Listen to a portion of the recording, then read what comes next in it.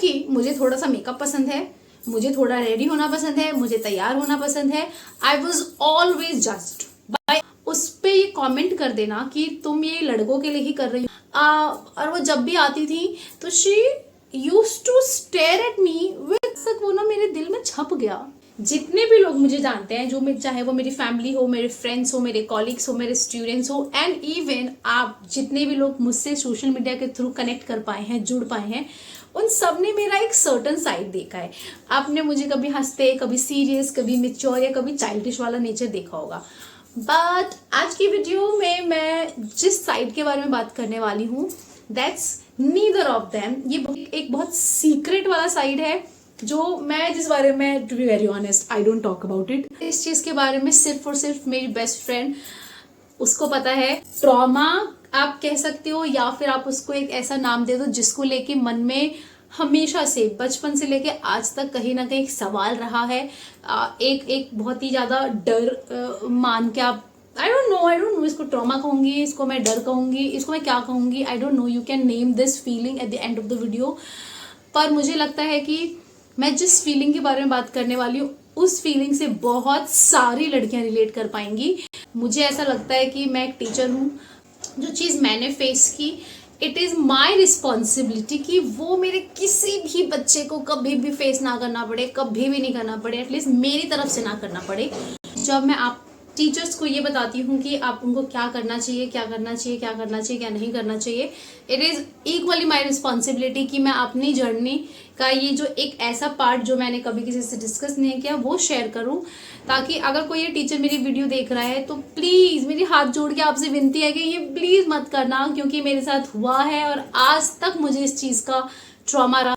तो आप मेरी जितनी भी फोटोज़ देखोगे सोशल मीडिया पे, यू विल फाइंड कि मैं एक ऐसी बच्ची, मतलब पहले से ही रही होंगी। मैं सच कहूँ, मैं बचपन से ही ऐसी रही हूँ जिसे ड्रेसअप होना, जिसे तैयार होना, जिसे एक एक डिफरेंट हेयर स्टाइल बनाना या फिर स्टाइलिश कपड़े पहनना मुझे बहुत पसंद रहा है। ऐसा नहीं था कि I belong to rich family जहाँ पे मेरे पेरेंट्स मुझे बहुत अच्छे अच्छे या स्टाइलिश कपड़े दिलाते थे, नहीं।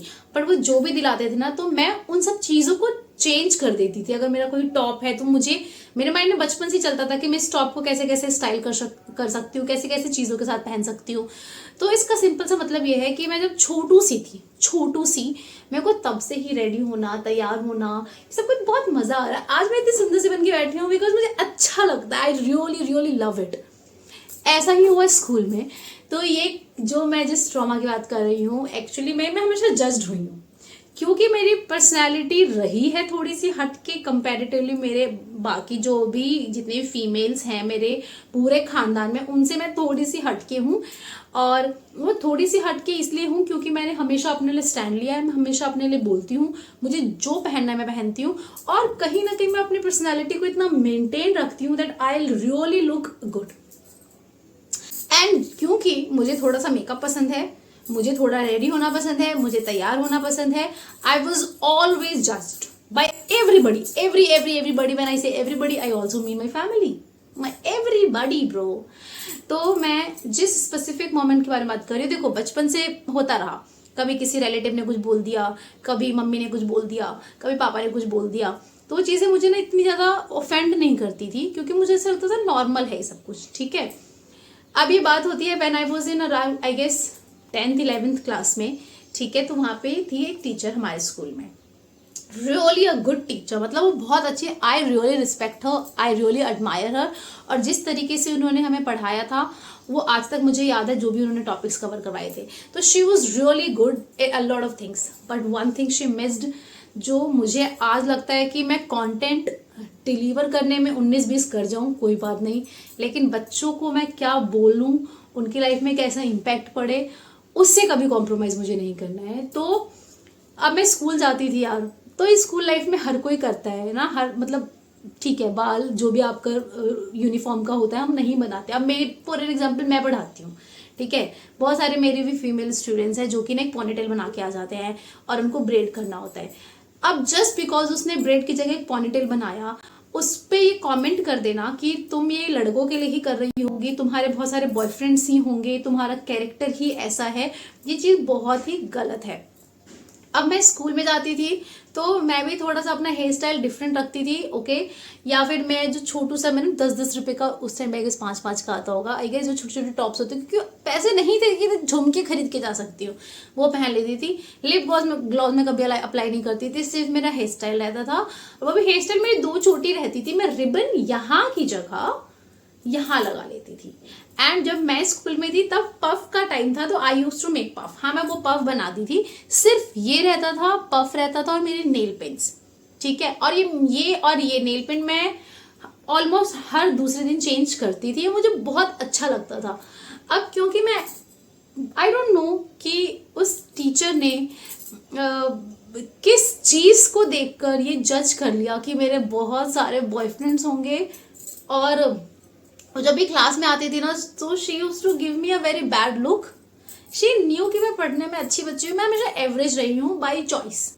और वो जब भी आती थी तो she used to stare at me with बहुत ही गंदी नजरों से, as if I committed a crime by just making a puff or by making a different hairstyle. I don't mean कि having a boyfriend makes you a characterless, having a boyfriend makes you a bad girl. नहीं, तो I don't know, ये जो point mind में लोगों के है कि अगर किसी लड़की का बॉयफ्रेंड है तो वो लड़की गलती है, कैसे? ठीक है, तो वो मैम ना जब भी क्लास में आती थी तो she used to give me such a weird look कि आज तक वो ना मेरे दिल में छप गया। और जब भी उनका पीरियड लगने वाला होता था ना, आई गेट सो कॉन्शियस कि अब मैम आएंगी तो ना मैम आएंगी तो फिर मैम कुछ बोलने वाली हैं। और वो ना मतलब मेरे को टेढ़ी लुक से देखती थी, ऐसे मतलब डायरेक्ट आई कांटेक्ट करके मुझे नहीं बोलती थी। She used to give me a weird look and then look at somebody else and then used to pass a comment कि लड़कियां तो बहुत सारे बॉयफ्रेंड्स बनाती हैं, बहुत सारे 10 बॉयफ्रेंड्स रखती हैं, बॉयफ्रेंड्स चेंज करती हैं, ये है वो है। एंड मेरे सामने ना वो दूसरे लड़कियों की तारीफ करती थी। एंड माइंड यू, जिन लड़कियों की वो तारीफ करती थी, मुझे उनके खुद मतलब मुझे पता था कि उनके 3-4 बॉयफ्रेंड्स हैं।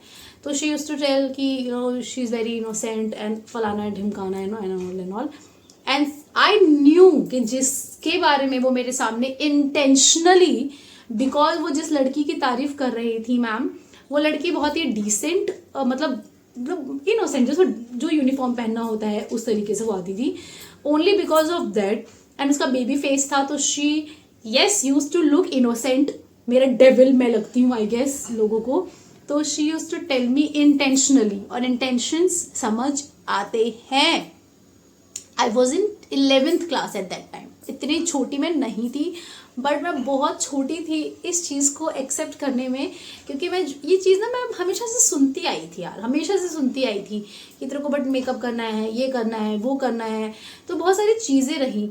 अभी ना वो मैम मुझे बार बार टॉन्ट करती थी, तो जो मेरी ज़िंदगी का एक ये ऑब्जेक्टिव रह गया था कि इस मैम को मुझे प्रूव करना था कि मैम मैं वैसी नहीं हूँ जैसा आप मुझे सोचते हो। मेरे 4 तो छोड़ो, मेरा एक आधा बॉयफ्रेंड भी नहीं है, और मुझे कोई भी इंटरेस्ट नहीं था।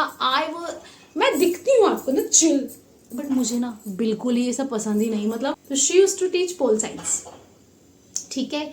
और मेरी जिंदगी का सिर्फ और सिर्फ एक मकसद था कि मुझे सारे सब्जेक्ट में शायद बेशक मैं 33 पर या 40 पर अटक जाऊं, बट मुझे इस पोल साइंस में ना 90+ स्कोर करना है।